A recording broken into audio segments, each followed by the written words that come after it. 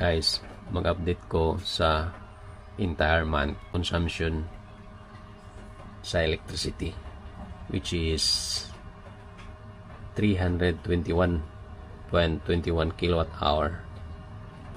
Base electricity charge per kilowatt is 12, so more or less 3,800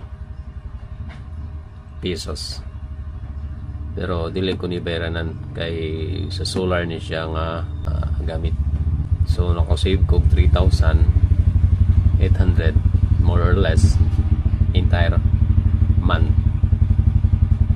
So karon kay ting rating marong adlaw 13, ako ni siyang i-zero.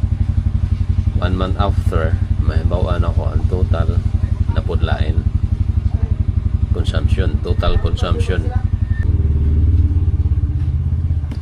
zero na. Started today. Kini day siya easy watt meter monitor. So naka zero na siya.